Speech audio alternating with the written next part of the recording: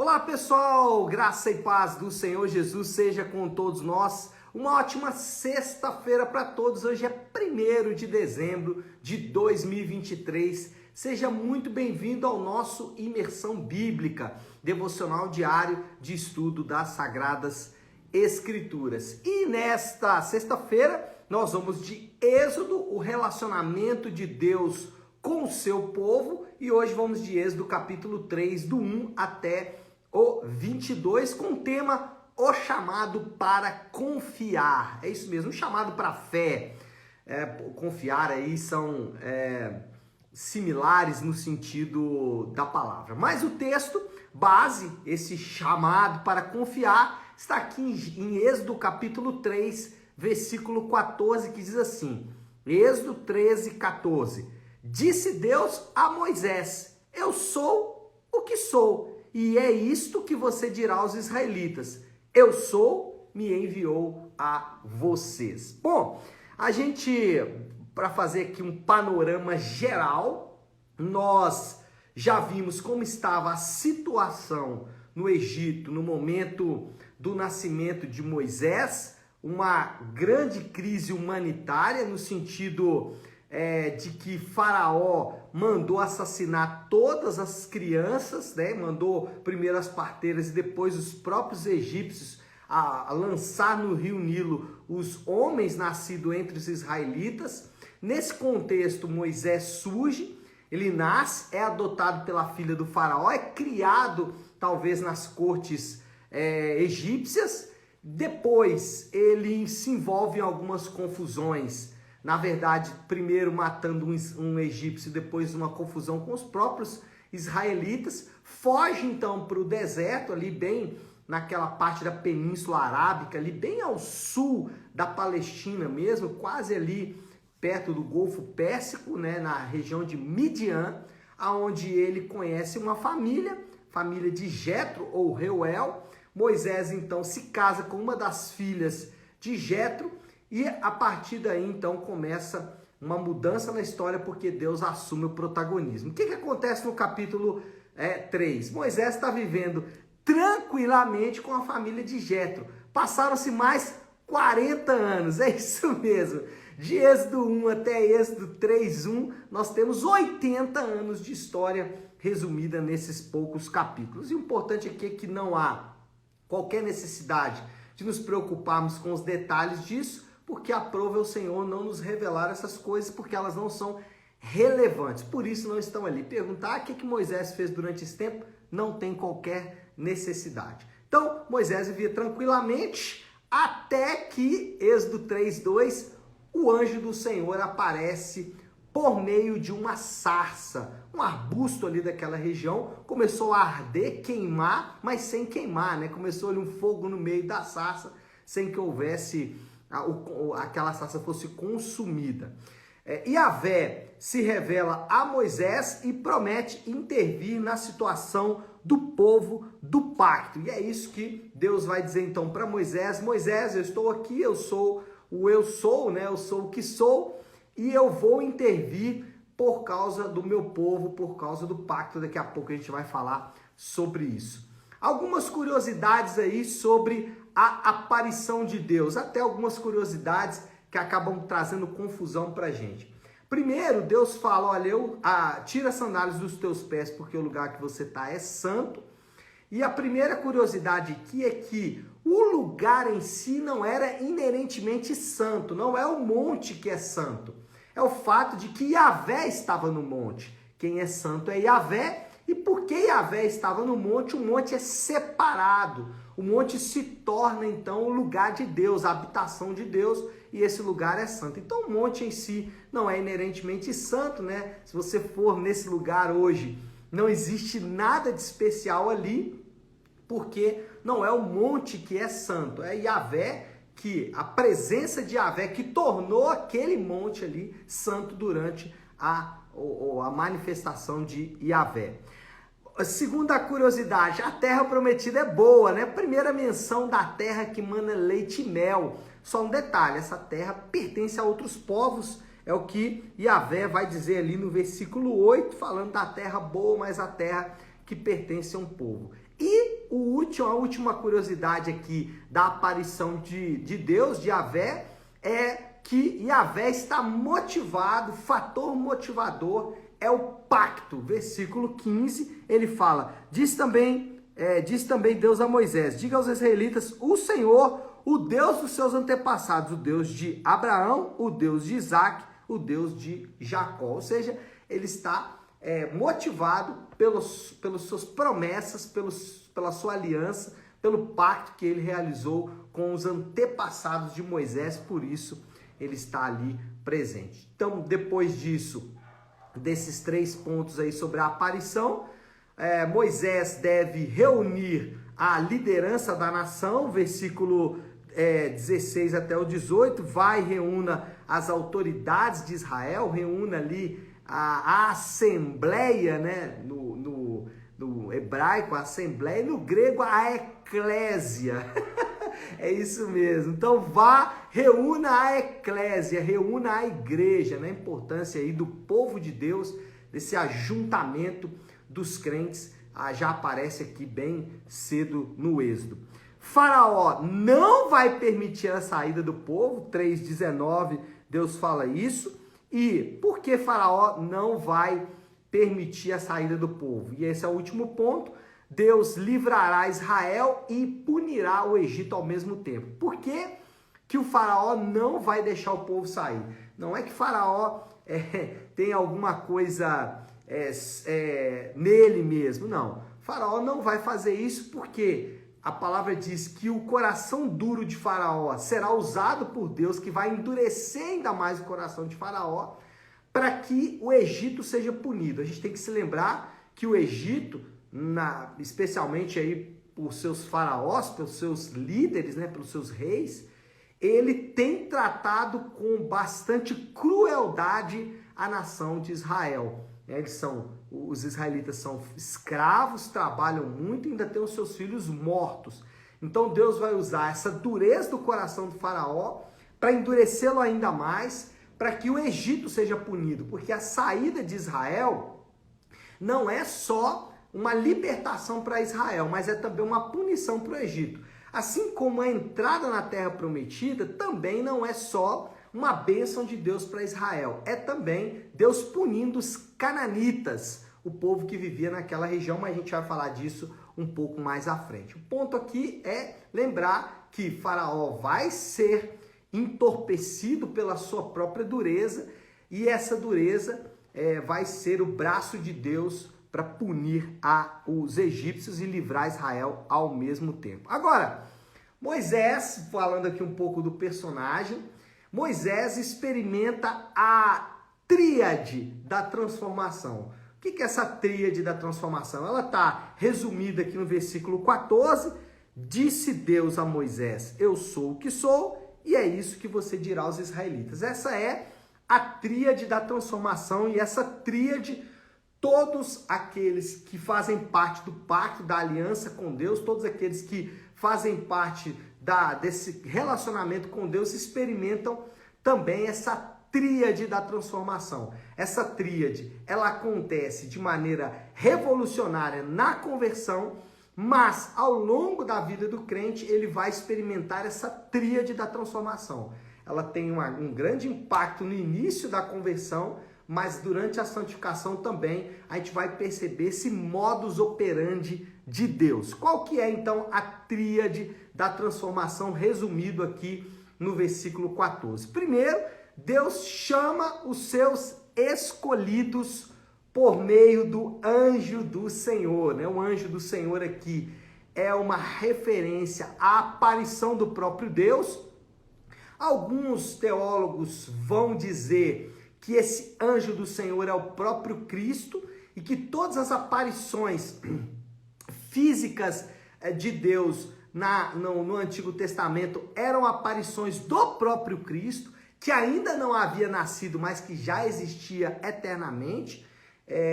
Isso aqui a gente não pode afirmar com certeza, mas tudo leva a crer que isso de fato aconteceu. Por quê?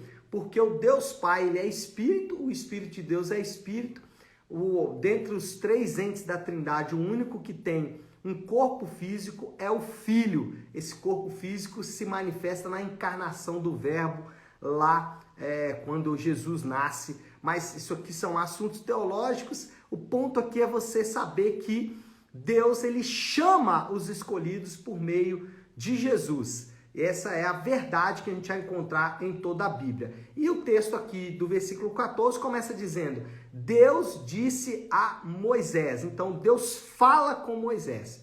E aí como que isso se encaixa nessa chamado de Deus aos escolhidos por meio do anjo do Senhor, por meio de Jesus? A pregação é a maneira de Deus convocar os escolhidos. Lembra lá que Romanos 10:17 diz que a fé vem pelo ouvir? O que Paulo está dizendo lá em Romanos sobre essa tríade da transformação? É que os escolhidos de Deus serão convocados por meio da pregação. E quando eles ouvirem a pregação, a fé então vai despertar no coração deles. É o que aconteceu com Moisés. Ele estava ali 80 anos vivendo tranquilamente quando Yahvé fala com ele por meio do anjo do Senhor, por meio de Jesus. Ele então é despertado, o seu chamado então é manifesto. E esse é um ponto importante porque existe um engano, não sei se engano, mas existe um entendimento equivocado, melhor assim, de algumas pessoas de que nós como cristãos somos chamados a converter pessoas. Eu vi uma expressão esses dias aí nas redes sociais de alguém dizendo assim: como você pode apoiar um missionário que nunca converteu ninguém? Gente, nós não somos chamados a converter pessoas. Como que você avalia o trabalho aí de um missionário? Avalia entre aspas, né? Mas como você avalia aí a vida de alguém? É pela quantidade de pessoas que foram convertidos? Não, é pela fidelidade na pregação. Por vezes alguém vai pregar por anos a fio e não vai haver conversões. William Carey, o grande pregador à Índia, ele durante vários anos do seu ministério não houve conversões, não houve batismos. E ele deixou de ser um bom missionário por isso? Claro que não. Por quê? Porque ele era fiel na pregação. Então, você não é chamado a converter, você é chamado a pregar. Seja fiel na pregação e conte com a ação do Espírito Santo para ele sim converter corações. Então, primeiro, Deus chama os seus escolhidos por meio de Jesus, por meio da pregação. Por isso precisamos pregar, por isso precisamos falar, e a gente vai daqui a pouco mencionar isso. Mas também Deus se revela de maneira especial aos chamados. Depois que Deus disse ali, depois que o texto relata que Deus disse a Moisés, e o que Deus disse a Moisés? Eu sou o que sou. Ou seja, Deus se revelou de maneira especial a Moisés. E aí esse é o segundo ponto. Todos os chamados, todos aqueles que são chamados por meio da pregação, eles ouvem a voz de Deus por meio de sua revelação. Então esse é o ponto importante. Deus chama e ele chama os seus escolhidos, e aquele que ele chama, ele fala com eles. Ele fala com eles como? Ele fala com eles por meio da palavra. É assim que Deus escolheu fazer as coisas e nós temos que nos submeter a isso. Ah, pastor, Deus pode se revelar de maneira sobrenatural? Pode, ele faz isso. Mas a exceção só confirma a regra. Qual é a regra? Deus fala por meio da palavra. Então, quando a palavra de Deus é fielmente pregada, quando a palavra de Deus é realmente pregada, os escolhidos serão automaticamente ou receberão automaticamente a revelação de Deus, vão ouvir a voz de Deus por meio da pregação. E é por isso que é importante pregar a Bíblia e não frases de efeito. Não adianta você falar para as pessoas frases que você tirou provavelmente aí de algum livro de autoajuda e deu uma ajustada ali para ficar parecendo que é cristão. Não adianta, isso não vai levar as pessoas a lugar nenhum. Você vai emocionar as pessoas, elas vão chorar, elas vão ficar muito bem, eles se sentirem felizes. Nossa, que palavra linda, que palavra maravilhosa, mas não é capaz de converter. O que é capaz de converter é a pregação fiel das Escrituras e dos aspectos centrais das Escrituras. A pecabilidade do homem, a incapacidade do homem de alcançar a Deus, a graça de Deus em Jesus Cristo, a justificação, a salvação somente pela fé, a volta do Senhor e o juízo final. Essa é a essência geral de todo o texto bíblico e é importante que aqueles que conhecem a Deus o conheçam nesses termos. Terceiro, Deus comissiona os vocacionados. Então, olha só, a tríade da transformação. Deus fala por meio da pregação, Deus se revela de maneira especial nessa pregação e nessa pregação Deus comissiona os vocacionados. Então, Deus primeiro fala, né? Primeiro Deus chama por meio da pregação, depois ele se revela por meio da pregação e depois ele comissiona. É o que ele faz aqui com Moisés. Você dirá aos israelitas. Então, Deus disse a Moisés, chamou. Eu sou o que sou, revelou. E isso é o que você dirá, comissionou, vocacionou. Essa é o terceiro aspecto aí da tríade da transformação. Os chamados recebem, então, uma comissão de Deus. Qual é o ponto aqui? Todo cristão é um missionário. O grande texto de Mateus 28, ide por todo mundo e pregai o evangelho a toda criatura, não é apenas um imperativo. Jesus não está apenas dizendo, vão e façam isso. Eles estão dizendo, vocês certamente vão fazer isso. Todo cristão, ele está no ide, não tem outra alternativa para ele. Ele pode estar fazendo isso de maneira correta ou incorreta. Esse é o ponto. Você pode ser um bom missionário ou um péssimo missionário, mas ainda assim missionário. É importante que você seja um bom missionário? Sim, porque essa é uma ordem do Senhor e Ele nos capacita para isso. Mas todo cristão é missionário e ele não é missionário porque ele escolhe isso. Ele é missionário porque é inerente ao chamado de Deus. A tríade da transformação. Deus chama, Deus revela e Deus vocaciona. Foi assim com Moisés, foi assim com Abraão, foi assim com Josué, foi assim com Davi, foi assim com todos, foi assim com Paulo e é assim comigo, é assim com você, com todos nós. Moral da história, para a gente já concluir aqui o nosso devocional de hoje, porque o tempo urge, né? Deus chama os eleitos para confiar em seu caráter e na sua natureza. Essa confiança é a força que Yahvé usa para transformar pessoas. Então, o que Deus faz? Ele chama os eleitos para confiar, chama os eleitos para fé, e essa fé, essa confiança, é a força que ele vai usar para transformar os crentes. Então, qual é a aplicação final aqui para mim e para você?